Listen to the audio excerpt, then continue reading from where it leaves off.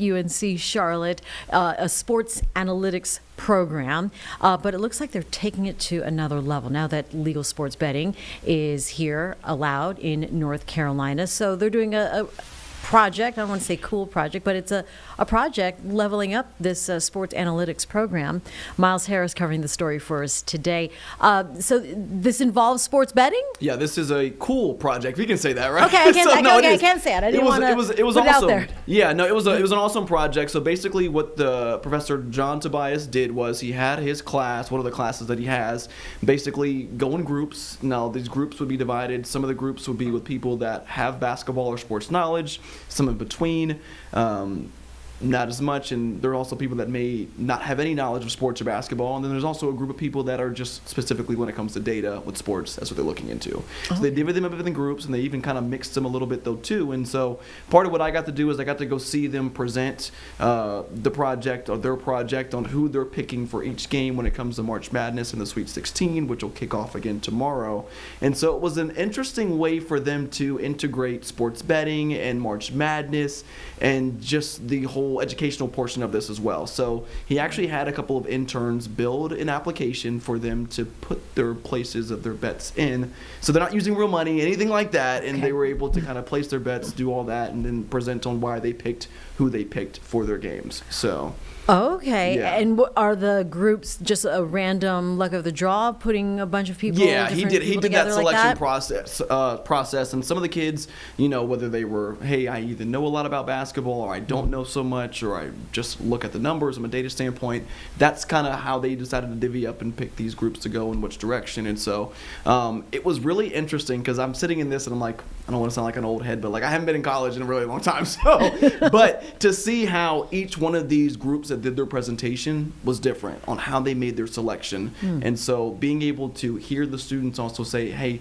like, I thought I was super biased. For example, a lot of people wanted to pick UNC to pick over VCU, but unfortunately, if you look at the data points, there's a reason why VCU won that game. So hearing and seeing those things kind of come together was a really interesting part, and I'm kind of like, why wasn't this around when I was in college? Kind of. Yeah, seriously, I was gonna say, if you feel like you're old, I don't even remember. Like when I was your age, I don't want to say it. No. And the reason for this class, what does it show the students? It's an educational part because it obviously gives them that hands-on experience when it comes to making decisions with sports betting. Obviously in North Carolina with sports betting being legal, it's really easy to say, oh, I won a couple bucks here, but it can become an addiction, right? We already know that. So this is an opportunity for people to get their hands-on experience, not actually gamble any money, especially the students, see how it works, but also learn how it goes about the decision-making when it comes to sports betting. And also, again, learning about it. Like one student was like, I'm knowledgeable when it comes to sports and sports betting,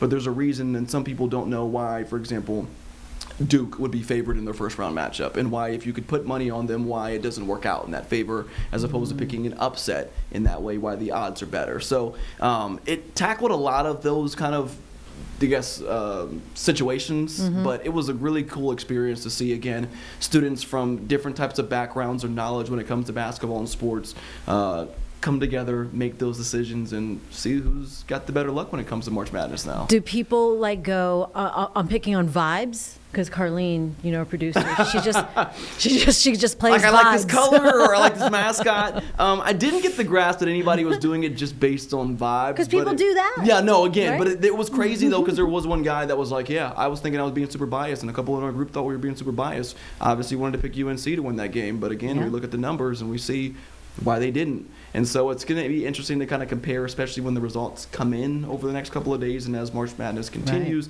just to kind of see who was right and who was wrong, and whether it's from a data standpoint, whether it's from a last couple games, for example, whether it's there's a lot of factors that can come into this. So it was a cool experience to see that, and obviously being able to tie that in with sports betting is an interesting attitude. Yeah, a little Moneyball, I sense, right?